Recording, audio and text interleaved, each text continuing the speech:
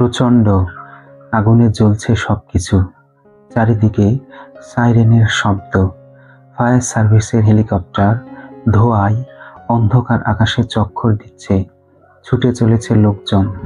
এ চিত্র তৈরি হয়েছে ইতিহাসের সবচেয়ে ভয়াবহ দাবানলে পোড়া যুক্তরাষ্ট্রের ক্যালিফোর্নিয়া অঙ্গরাজ্যের লস অ্যাঞ্জেলস শহরে। এরই মধ্যে ক্ষতি হয়েছে 50 বিলিয়ন মার্কিন ডলারের সম্পদের।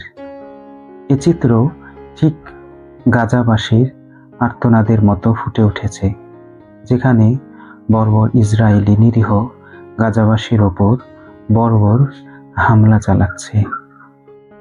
যেসব এলাকা থেকে অধিবাসীদের সরিয়ে নেওয়া হয়েছে, সেখানে চুরির দায়ে অন্তত 29 জনকে আটক করা হয়েছে। এর মধ্যে 2 জন দমকল কর্মী সেজে চুরি করছিল। ক্যালিফোর্নিয়ার দক্ষিণাংশে এখন 14,000 দমকল কর্মী কাজ করছে। তাদের সহায়তা করছে 84টি এয়ারক্রাফট ও 1354টি ফায়ার ইঞ্জিন।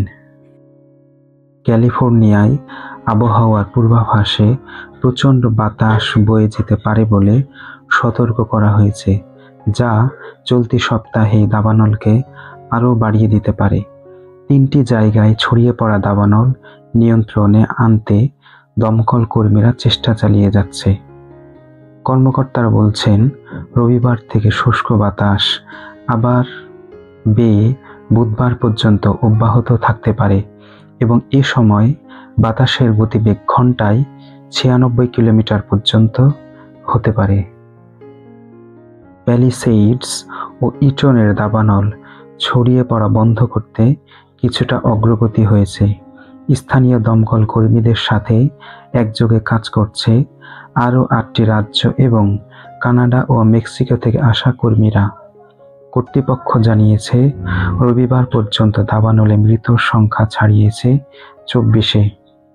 কর্মকর্তারা এর আগে 16 জন নিখোঁজ থাকার কথা বলেছিলেন। সবচেয়ে বড় দাবানলের শিকার হয়েছে প্যালিসেইডস, যেখানে প্রায় 23,000 একর এলাকা পুড়ে গেছে। ইটনে দ্বিতীয় বৃহত্তম দাবানলে প্রায় 14,000 একর এলাকা ভস্মীভূত হয়েছে। এছাড়া ফার্সে পুড়েছে 799 একর।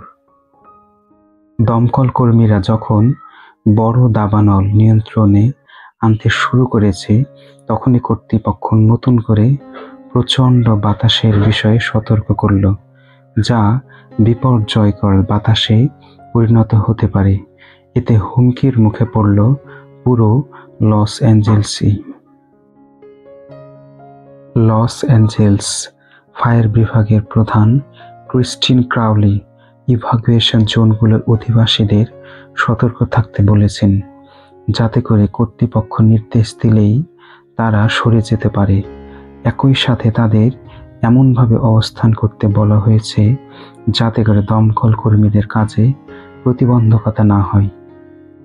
এদিকে গভর্নর নিউসম ও প্রেসিডেন্ট নির্বাচিত হওয়া ডোনাল্ড ট্রাম্পের মধ্যে বিতর্ক লেগেই আছে। গভর্নর ট্রাম্পকে ক্ষতিগ্রস্ত এলাকা পরিদর্শনের আমন্ত্রণ জানিয়েছেন। মিস্টার ট্রাম্প দেশটির ইতিহাসে অন্যতম এই বিপর্যয়ের জন্য অযোগ্য রাজনীতিকদের দায়ী করেছেন।